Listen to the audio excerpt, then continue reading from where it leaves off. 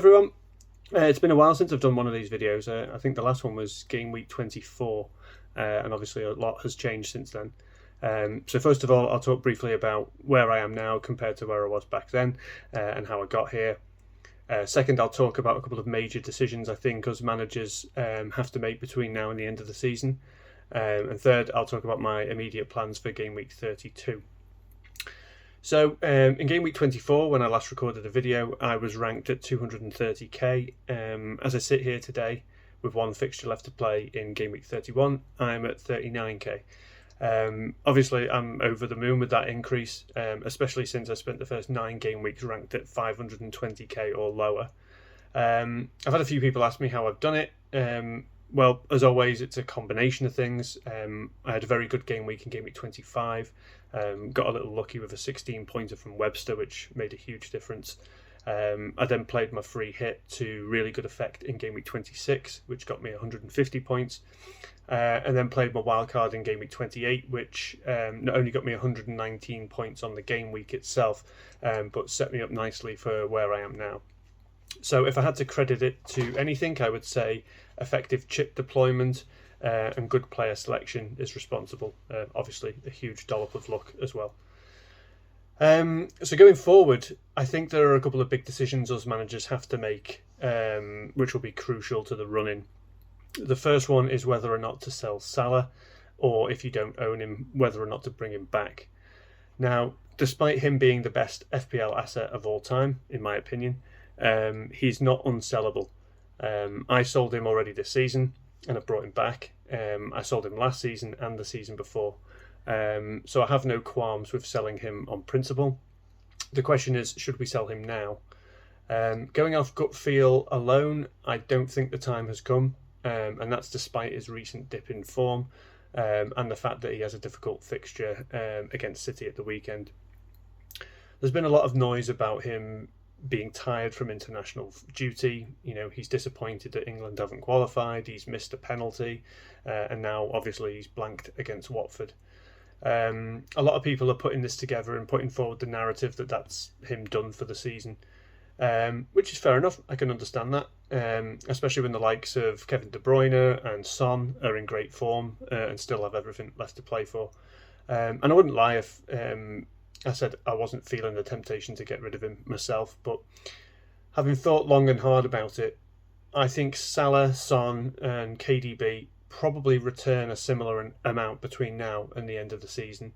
So I'm thinking that switching him to another premium midfielder is probably a bit of a sideways step, and perhaps our focus should be on getting our squads properly in order to navigate these last 7 game weeks. Also, if you look at Salah's XG over the last 6 game weeks, he's still top, despite playing less minutes. Okay, if you look specifically at non-penalty XG, that figure comes down a little bit, but he's still up there, which means even when he's out of form, he's still one of the most dangerous players in the league. And you can't simply ignore the fact that he's on penalties, especially when you consider that Liverpool have won more penalties than any other team this season. So in conclusion, if your overall rank is not where you want it to be, switch Salah to KDB and you may well get lucky. If you do, you'll gain serious rank. If it backfires, it will go badly. If you don't own him, I probably wouldn't rush to bring him back in, but as long as you know the risks. If you're happy where you are, just hold on to Salah and wait for the returns to come pouring in again. That's my gut feel anyway. The second big decision is around chip strategy. I won't go through all the possible iterations, but the most common scenario I've seen in the community, and indeed the position I'm in myself, is managed with a free hit and bench boost left. And the main decision seems to be whether to free hit in game week 33 and bench boost in 36, or bench boost in 33 and free hit in 36. As always, I think this is very team dependent. But if I can speak generally, I'm leaning more towards free hitting in 33 and bench boost in 36. So here's why. 3 reasons. Number 1, game week 33 has both blank and doubles. So unless you already have no blanking players in game week 33 and or lots of doublers, then the chip is tailor-made for a game week like this, because replacing a blanking player with one who doubles has a dual benefit. Number two, there are a lot of teams doubling in game week 36, and therefore I think most teams will end up in a situation where they will have assets playing twice without really having to try very hard. Add to this that you can touch things up using free transfers between now and then. It shouldn't be too difficult for managers to get 10 or 11 players who are doubling, in which case the free hit feels a little bit wasted here, whereas the bench boost on the other hand feels like it could be really powerful.